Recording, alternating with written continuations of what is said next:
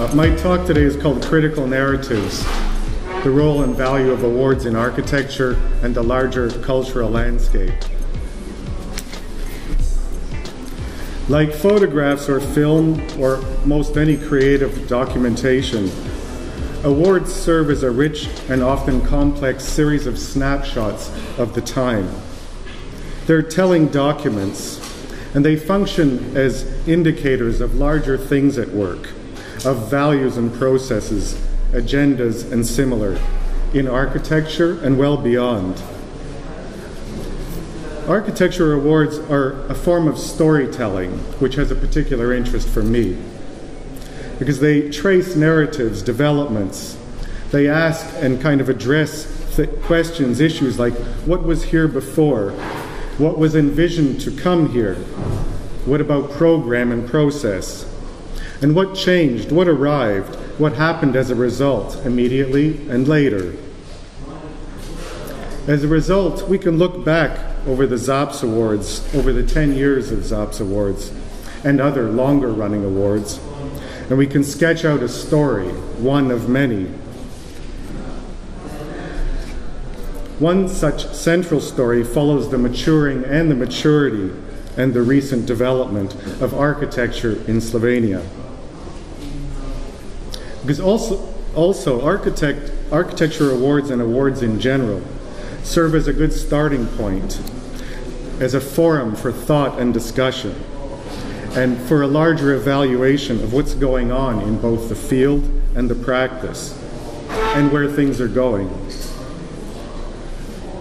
Because also, evaluative criticism may or may not be in line, it may not be in sync with what's being built, and this too is interesting and telling.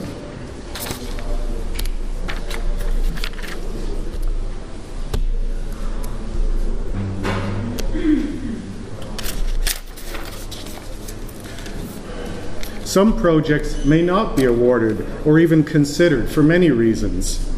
They may not correlate to or be consistent with the concerns of the jury, the broader public, or prevailing currents of the time.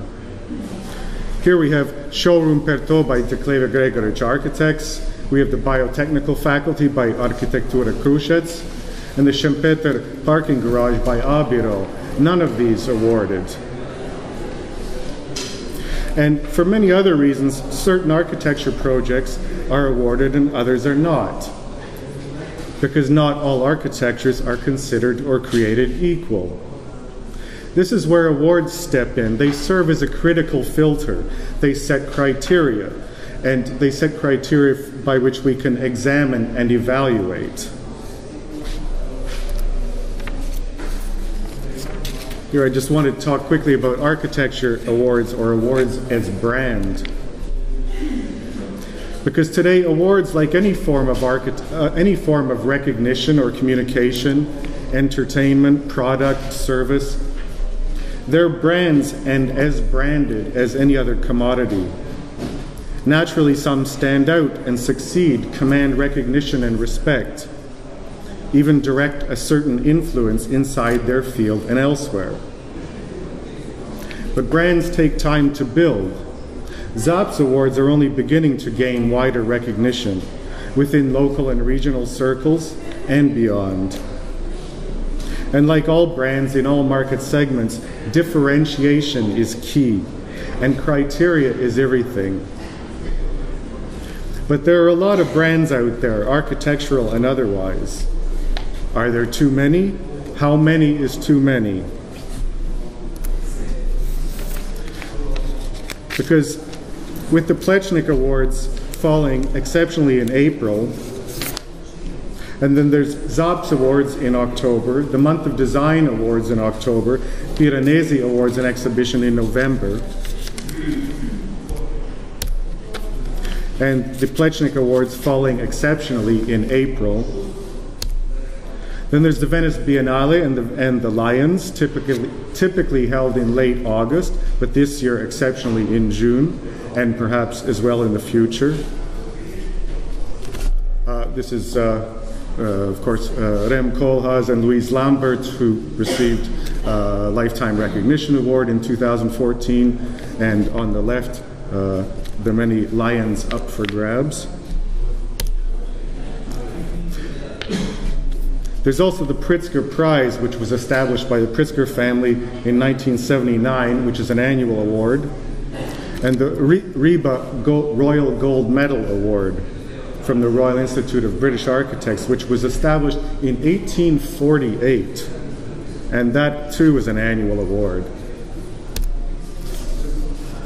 Here there are images of Alvar Aalto Medal Award winners. There's no picture of the medal because there is no medal. It's an honorary award. It does have some material award-like object, but it is not a medal. So instead, we see Tagnusten van Kunsten architects from Denmark, and a project for which they received the Alvar Aalto Medal in 2009. And Torres del Parque Torre in Bogota, which took a medal in 2003. Then there's the European Union Prize for Contemporary Architecture Mies van der Rohe Award, probably the longest award title around. These are the Slovenian entries for 2013, but you'll see most of these further on. Then there's the Aga Khan Award for Architecture, established by Aga Khan IV in 1977, and it's a triennial event. But this is a little different because uniquely it recognizes projects, teams, and stakeholders in addition to buildings and people. The prize is also $1 million, which is a nice, neat award sum. But in, and this is,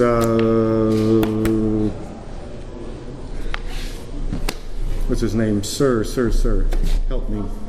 Sir Norman Foster, thank you. Sir Norman Foster receiving a Lifetime Contribution Award in 1997. That's on the right. On the left, the Emir of Qatar arriving at the ceremony, which gives you some idea of what the awards and ceremony are like. But in Slovenia, often awards, as elsewhere, are often tied or linked to exhibitions and other related events, which produces a kind of synchronous or holistic effect, and has an effect on visits, visibility, exposure, media coverage, and has a kind of lasting, longer-term effect. Closest to the ZAPS Awards here in Slovenia are the annual Plečnik Awards. The Plečnik Fund and the Architects Society of Ljubljana established this in 1973. In terms of criteria, juries, and results, they're very similar. Yet they're not mirrors of each other, and they're in no way redundant. Because what would be the point of having two respected awards turning out identical selections? Each has its own distinct agenda and attendant criteria.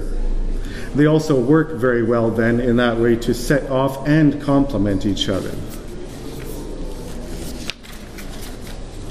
Because ZAPS awards are grounded, or more closely tied, I would suggest, to both the profession and related issues. Issues like effecting a better built environment, and as a result, practice a kind of continuity that the Plečnik Awards do not. Plečnik Awards carry more symbolic value, celebrating achievements as part of a larger national socio-cultural narrative. Awarded projects may very well from year to year overlap or might prove quite disparate. From an analytical standpoint, this is nothing but good, because it provides valuable material with which to read the currents of the time.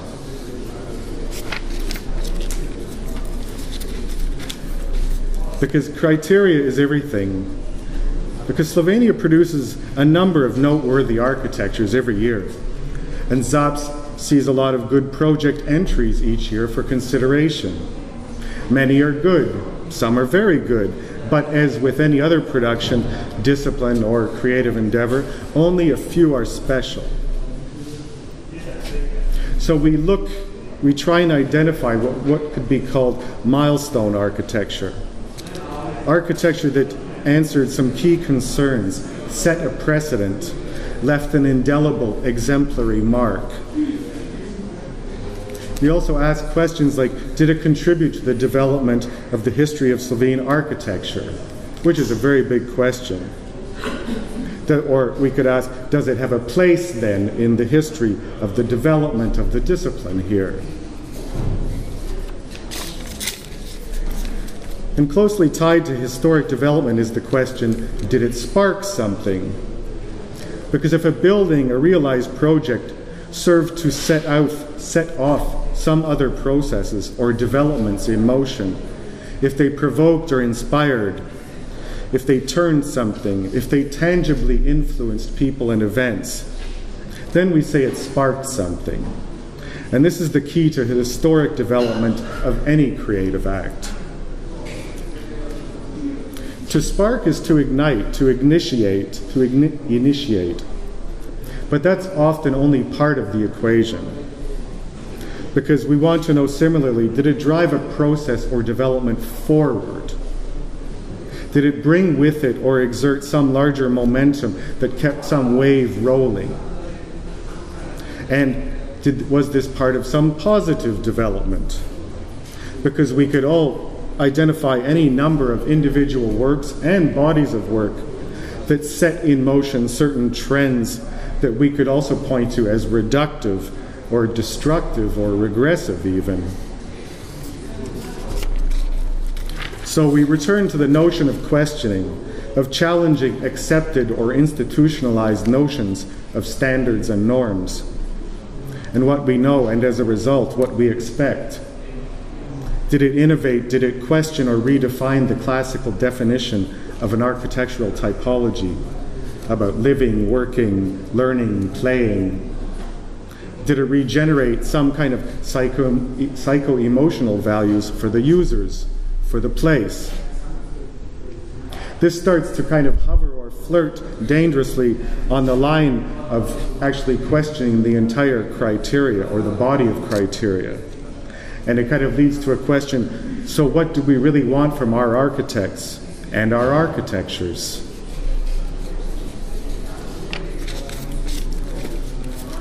The projects that I've included here for inclusion and discussion are what I would call exemplary. They're exemplary of best practice because they all represent in their own specific and individual right milestone architectures. As milestones, they stand and speak for themselves. By the same token, however, taken individually or as a whole, they're not meant to represent the singularly best architectures, awarded or otherwise, of the past decade. Instead, they're taken to represent, or they're part of a richly illustrative narrative and a story of exceptional architectures and their place in the course of ongoing critical dialogue.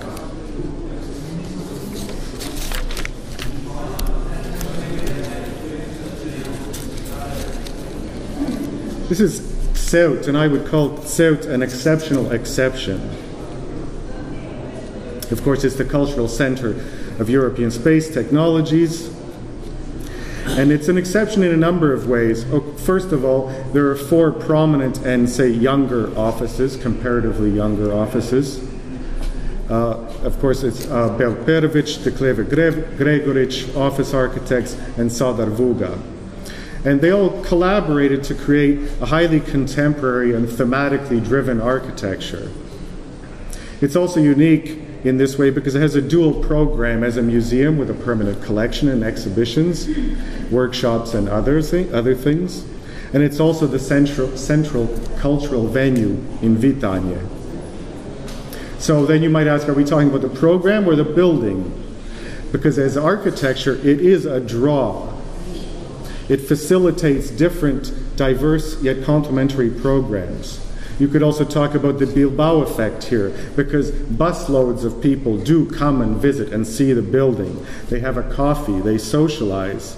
So you could talk also about architecture as stage and actor both. There's also, now there is architecture where there was no architecture before.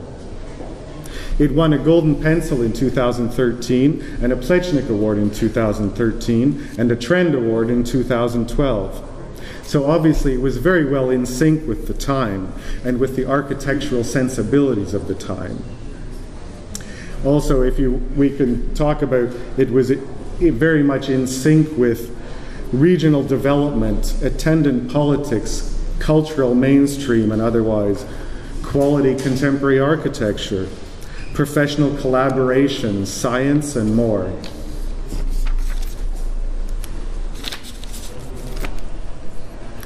This, of course, is Sadarvuga's Air Traffic Control Center. What I think is particularly special about this is that it makes a typology visible that normally doesn't register on the radar of our architectural culture. As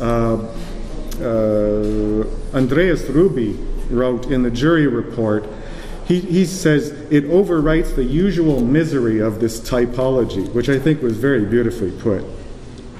Because he talks about it, form as a means to transform the conventions of the typology.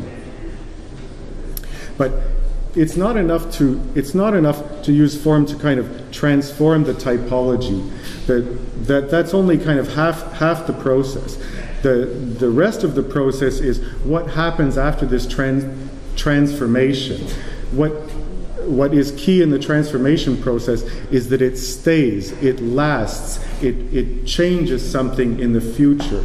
We can't look back and say, this didn't happen. You can't ignore this. Whether you like it or not, it has challenged and it has transformed a typology.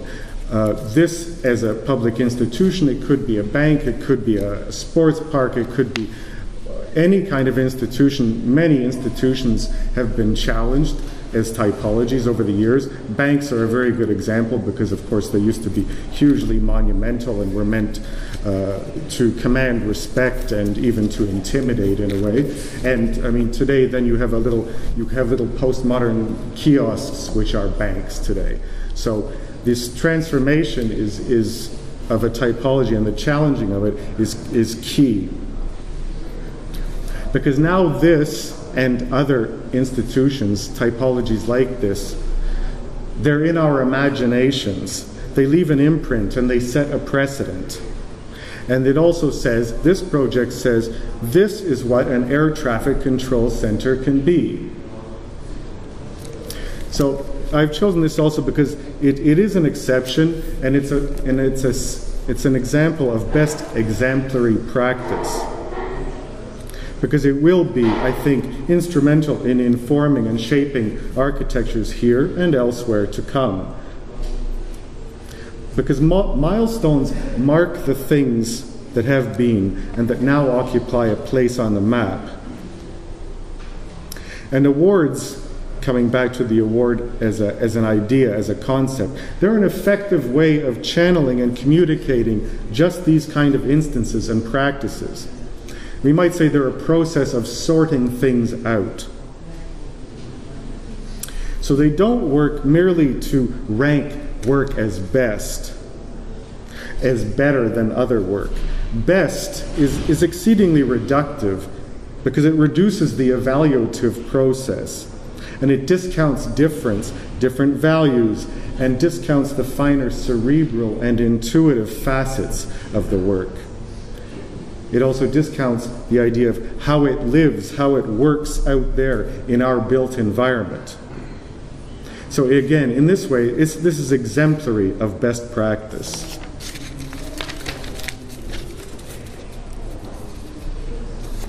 There's a saying that people get the political system they deserve. We might extend this to say people get the architecture they deserve. This might sound brutal or uncharitable or unforgiving. We also talk about educating the public, which in some way has a has a authentic or genuine, well-meaning starting point, but it also has a very didactic ring to it and sounds very agenda-driven. I would suggest talking about bringing architecture closer to people and bringing people closer to architecture. With that idea in mind, Kazio Sejima's theme title for the 2010 Biennale and the Golden Lion Awards produced an engaging architecture biennale, one of the most engaging in recent memory. And it was far more open, more democratic, and accessible than other more exclusive recent biennale themed titles like Chipperfield's Common Ground of 2012 and Koolhaas's Fundamentals of 2014.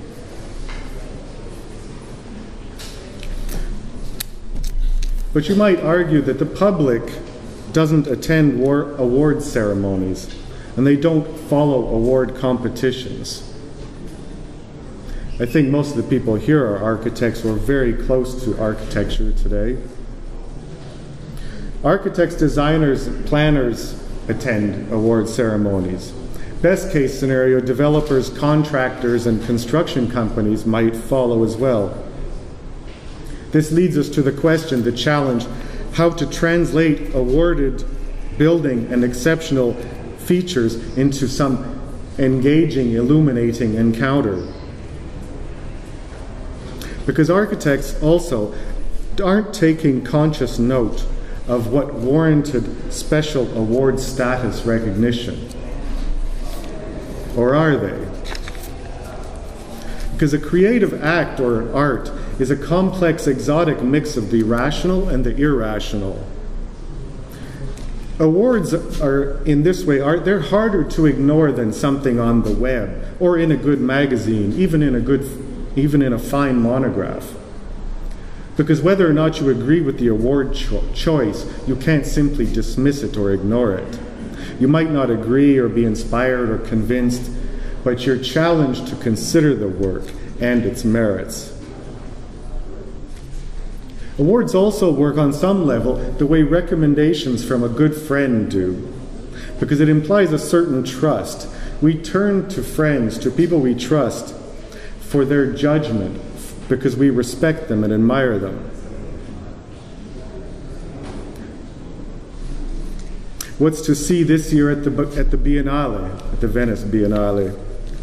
There are the medal winners like Korea and Chile, Canada, France, Russia, and the Spanish architect André Jacques' Sales Oddity, which was a beautiful video. If you haven't seen it, see it. The Guardian, and good friends of mine, also recommended Belgium, Japan, and Israel pavilions, maybe Antarctica. So in this way, awards they're like aggregators. As recommendations, aggregators like Huffington Post and Daily Beast and all these aggregator sites, they collect and streamline information for us. Yet we're still talking about what is awarded. But what is not awarded can sometimes be as important or telling as what is awarded. Because every award tells a story, and every absence of one tells one too.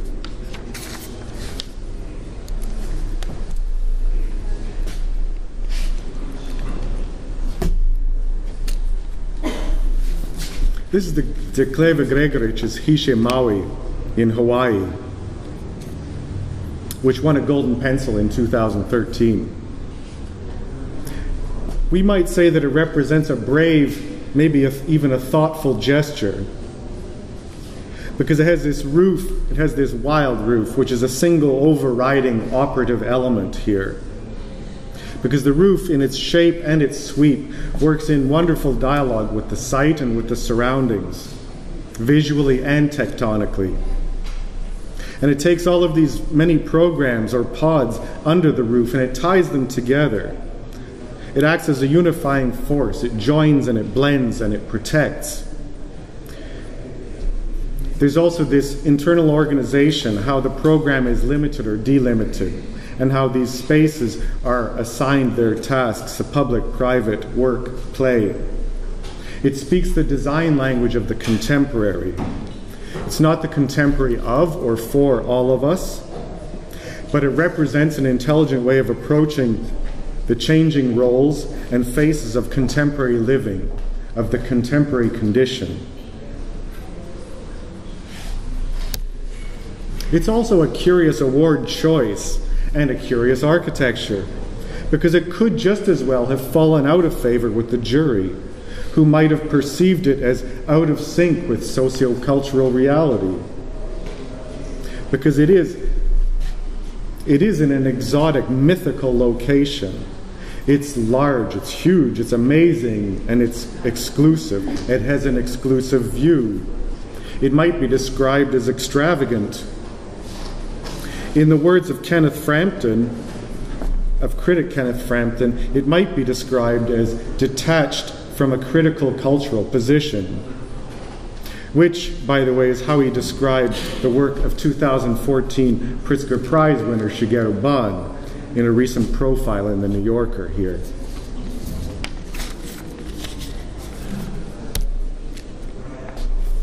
In contrast, the showroom Pertot by Decleva Gregoric, also in 2009, is a very simple project and a simply beautiful project.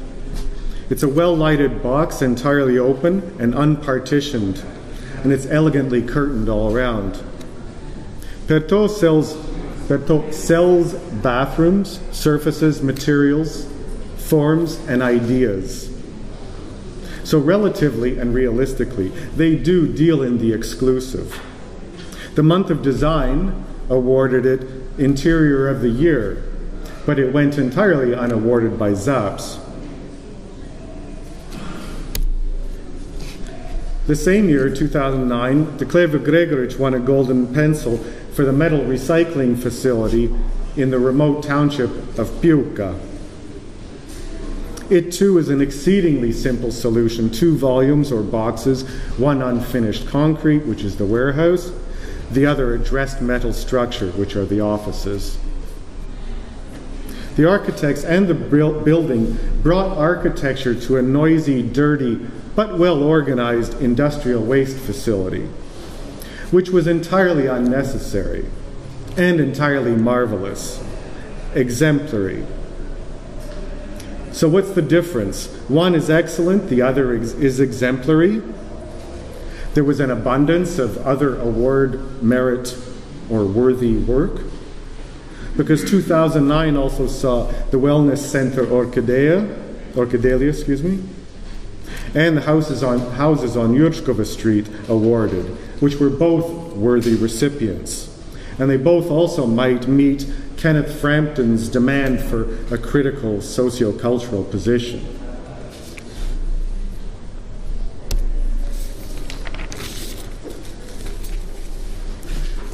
The Hotel and Wellness Center is perhaps the first large-scale complex in Slovenia to subscribe to and realize the understatement of blending with surroundings. This had actually already become popular the world over and was only just beginning to really take root here. It's sweeping, low and flowing, it's unassuming, and it's rich in natural wood materials. It's almost invisible, thoughtful, and tasteful. It's a positive expression. It was a positive expression of the times. And it was a kind of ideal design prototype that would take hold. And it marked the landscape, and it formed similar programs and architectures here to come.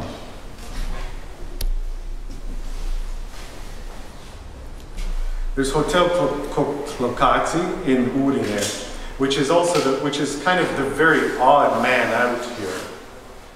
It's the only project to be awarded a Golden Pencil in 2009 that isn't or doesn't lie in the territory of Slovenia, just across the border. But this, which was and still is the height of contemporary, it's finely detailed down to the finest detail. Down to the finest detail, this hotel is designed. It has individually themed rooms and eccentric tinted glazed volumes. It has a cork and steel pavilion in the courtyard, which is full of bamboo. It brought contemporary architecture and design to both the accommodation sector and to the region. And to a region which is otherwise conservative, very conservative, and largely off the socio-cultural map. Houses on Jučkova Street by Jože Petrković is not invisible, nor is it unassuming. But like Hotel Sotelia, it represents an equally sensitive approach to the local vernacular, and without compromising very contemporary solutions to contemporary living. It's a great example of skillful attention to detailing, to execution, volumes, interior-exterior relationship, and program. And not unlike the work specifically of houses by another ZAPS recipient office, Bickert Architects.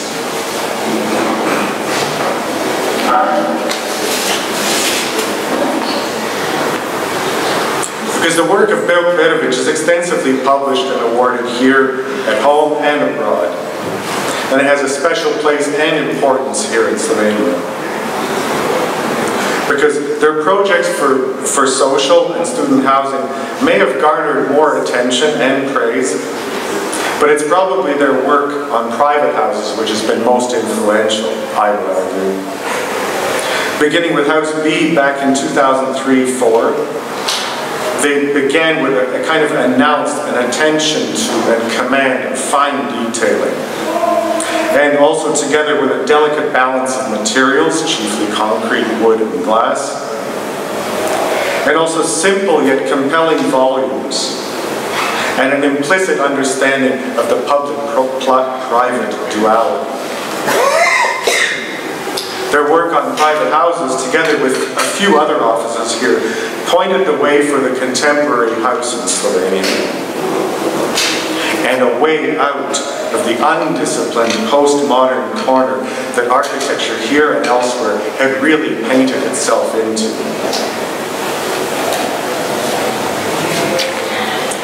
Notably, but not ironically, the only house of theirs to win a golden pencil in the past was Hiša Ab in 2010. In 2009, they received the Plečnik Medal for 3 houses, House B, House K, and House D. It's also interesting to note that relatively few private houses have been awarded the Golden Pencil in its 10-year history. Hiša Suha by Petar Gabrielčić, Vila Beli Križ by Sara Vuga, and Nandekotnik's Hiša Acman are all exceptions.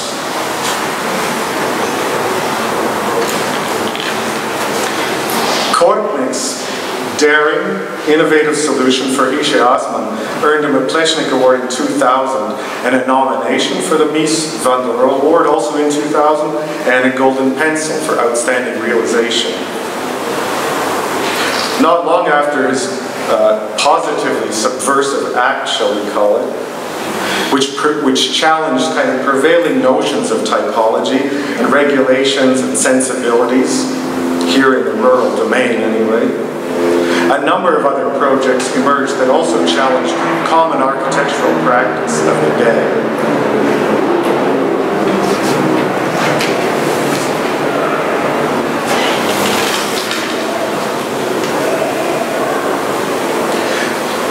Portoval commercial complex in Novo Mesto by Janusz Kozel and Jože Jaki rose up from among the soft green outskirts like a colorful peacock, loud and proud. It had retail, entertainment, and commercial offices and spaces under one roof, actually under 3 roofs. There was a kind of Pantone palette, an RGB palette, or actually a CMYK profile because there was black rubber on the cinema floor. But each program was assigned its own vibrant color scheme. It's also interesting that even Ljubljana couldn't boast such a kind of whimsical, playful, everyday kind of extravagance.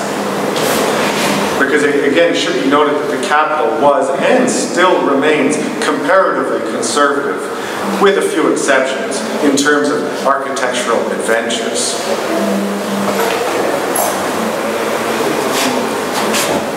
After years of planning and regulations, Ljubljana did see its own significant transformation in the form of the Celica hostel by Alexander Saja-Ostan and Mira Zorkota. It opened in 2003 and won a golden pencil. And like Portoval and Novo Mesto, it stood out in full living color.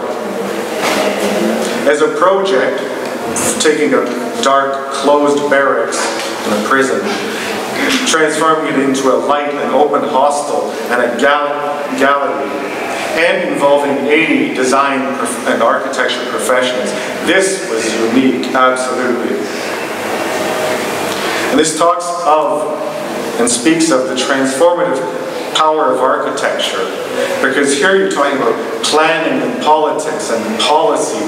All of these things coming together was unmatched in this region in a single gesture like this, which was actually not unlike the final eventual realization of Southern Vuga's Chamber of Commerce here, because they represented a break with the past and signaled a turning point, both on the level of architecture and the built environment, and also in the far wider domain of culture and commerce, of politics and elsewhere.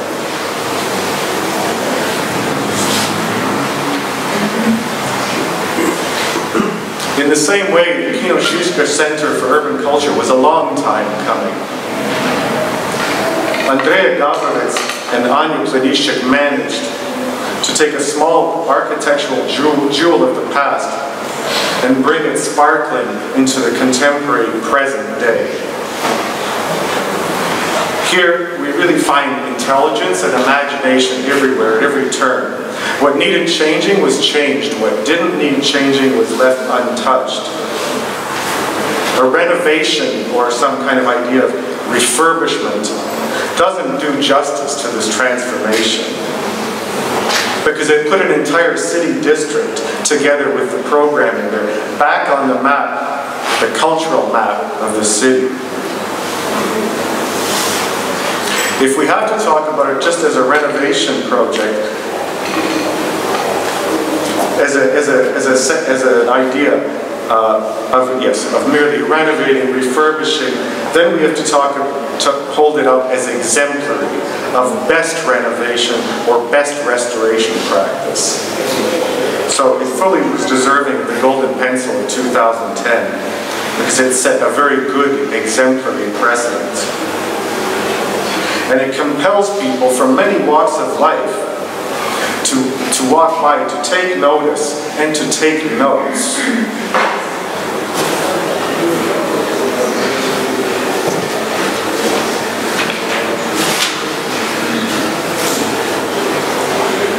Mihai Kazel's bivouac under Grintovet,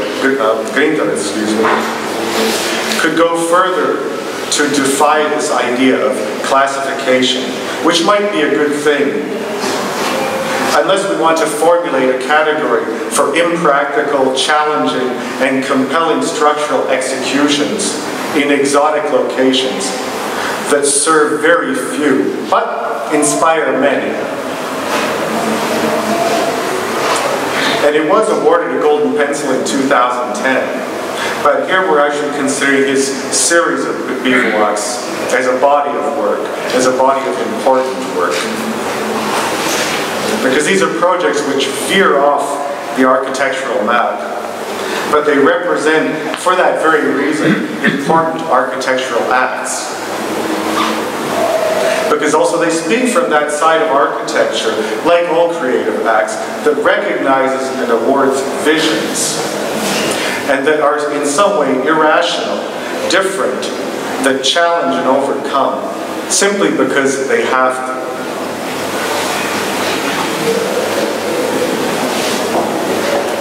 So why should we classify or categorize at all? Why should we impose confining frameworks and definitions? Why can't we just collect all of these under one rubric roof? The British Museum features an exquisite permanent exhibition called Curiosity and Curiosities. And it's designed to illustrate changes in prevailing classification schemes, particularly those that emerged with the Enlightenment. If you have not seen this room, I urge you to see this room. It's one of the most beautiful rooms in a museum anywhere. And the idea is simply that during the Enlightenment, English and other researchers, scientists and what have you, working for the Royal Society, which became the Royal Geographic Society, they tried to classify objects, things in the world that they found, and give them some order. But so the idea of putting these things together was find things that they have in common. So, things that fly, things that lay eggs, things that have nests, things that have funny little feet, on and on and on. And of course, this sounds like I'm painting a picture of a bird, but this also refers to any number of animals in the animal kingdom and more. So all of these traits were very important, and they tried to bring them together. This, by the way, was also at the same time as Leibniz, and Newton were both working on calculus, which the ultimate idea behind those was exactly the same thing, to be able to come up with a system that could mathematically find all of the things they had in common and the differences and make some sense out of this.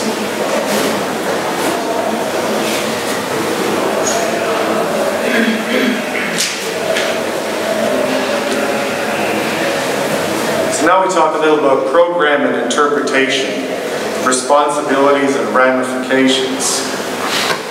Because this is equally the language and the larger realm of developers and development. And it also may be why Bickert won the Plečnik Medal this year for their Spatial project, and a Golden Pencil in 2014 as well. Because I would argue, as an architectural object with a mixed program, it's largely unexceptional. There's nothing going on here that hasn't been done before. It's good and thoroughly defensible, and perhaps an admirable project. But what goes on behind the scenes is just as important as what goes on in front of us. Because if you talk about a commercial, mixed-use, pricey development in a time of economic imbalance, social imbalance perhaps, and recession, that's a kind of questionable platform, you might argue. But we also have to ask how to get, in these conditions, how to get a good project built, and how to keep a good project good.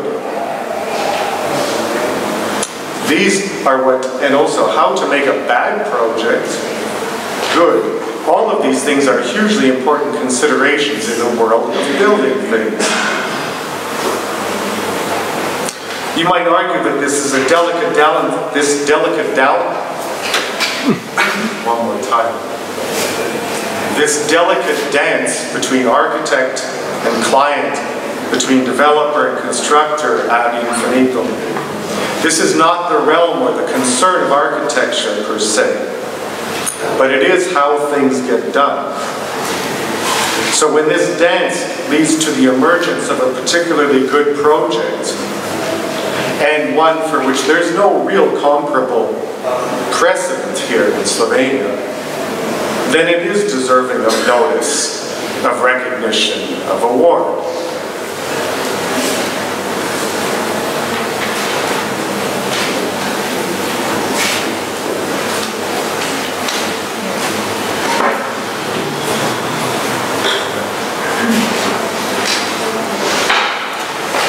In this way, also two recent projects come immediately to mind. In 2010, both Mihai Kazel's landscaping of Kosezhki Pond and Arhitectura Krušic's biotechnical faculty went unawarded. Yet they're both particularly strong projects. Krušic's biotechnical faculty is sculpturesque, it's well sited and seated. It's institutional yet personal, it's balanced and warm, it's clean and functional. And large swaths of wood soften the considerable, very considerable mass of this building. Inside we find great washes of light. There are no dead-end corridors. Both the library and the auditorium employ human scale and understated, personal, rich materiality. And on a smaller, more human scale is the exceptional landscaping work, including sensual sculpturesque stage installation at Koseze Pond in Ljubljana. Unlike the biotechnical faculty, Koseze actually proved somewhat controversial, but it's become a central and hugely popular fixture. And it's been adopted entirely by the local community. And it has given sensitive form and format to something which wasn't there before. And it's given this to us a distinctly suburban habitat. Perhaps the reasons behind their going unawarded is unimportant. Perhaps they're not exceptional, but merely very good projects that merit attention and recognition, yet not an award. But with awards, they can be tied to an accompanying exhibition, which can be seen. And they are seen. And they're used extensively, effectively, every day. And they're part of this. They're integral to the socio-cultural constructed landscape of Ljubljana.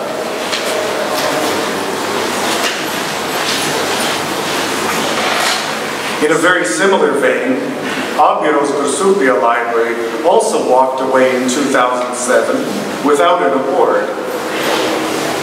But the project is special, perhaps exemplary in a number of ways. It's a sensitive treatment with smart and subtle reference to the local vernacular. And it's an addition or an extension, albeit a very large one, which makes it actually all the more challenging, more so often than a new build. It has good scale, program, communication, very generous light, it's warmth, lots of wood. And at the time, it was largely, perhaps entirely, unprecedented here. It's a highly contemporary intervention, and it looks like it belonged here forever. Abiro's Matej Blenkuš and Miloš Florijancic are also deserving recipients of ZAPS awards in 2014.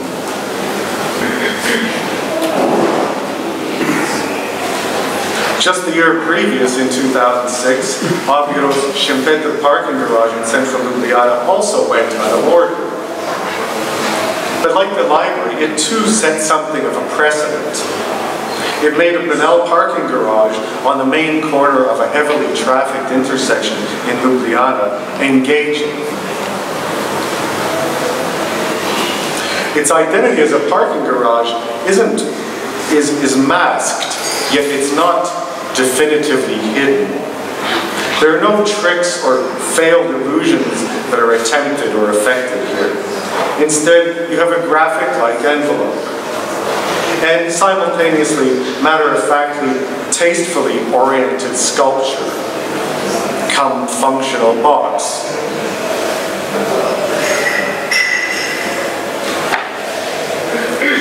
Then there's Bruto's General Meister Memorial Park, which is a highly sensitive landscape solution that floats and glides. It sails and swims, smartly and sensually along the banks of the river. It's an abstract representation, crest of the northern border. It's symbolic and literal, a living, animated memorial to those who lost their lives here. But it's exemplary, and it's a monument that needs no explanation. And it's a landscape that's given thoughtful, disciplined, and imaginative meaning and form. Yet it, too, was unawarded, like the Grosupia Library in 2007. At the same time, it is paid the highest respect now, today, every day.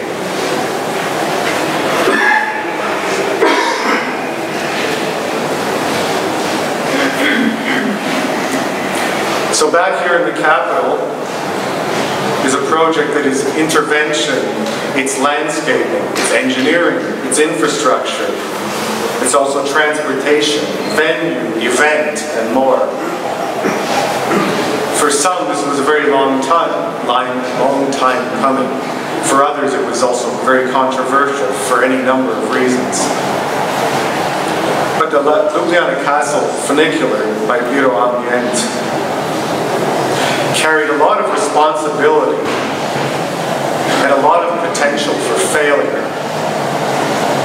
Because carving a track through the most exposed hillside ascent into the very symbol, the very heart of the city, and installing a fine, unimposing lift system and tasteful functional cabin.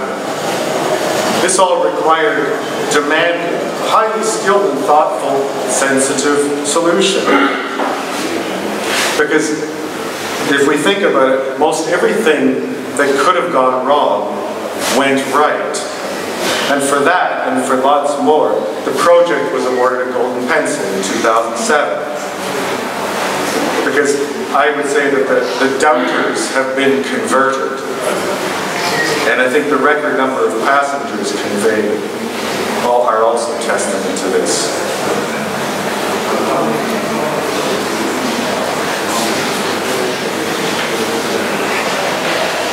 So at the foot of the hill, just down below the castle, just a stone's throw from the funicular station, stands this oddly majestic, sleek and semi-shiny high-tech structure, which is Belgradovich's student housing in Poljan.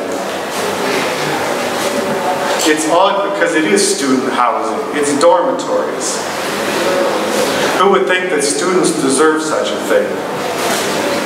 Because it has smart plans. Why would they deserve smart plans? Rooms screened from the street by a series of perforated folding aluminum panels. So it would seem that both Belgradovich and the Golden Pencil jury of 2006 found this student accommodation deserving of better. Students and their accommodation deserving of better. Deserving of intelligent, engaging, quality architecture. Perhaps the first of its kind in the country. And certainly both a position and a blueprint for housing, student and social housing, to follow. Which Belgradovich actually have followed, with similar projects here in Ljubljana and in Maribor and Kranj. This is yet another case where an important precedent was set. It said this is possible, this can be done, and it ought to be done, again and again. This is the new standard on which to go forward, on which to build. Thank you.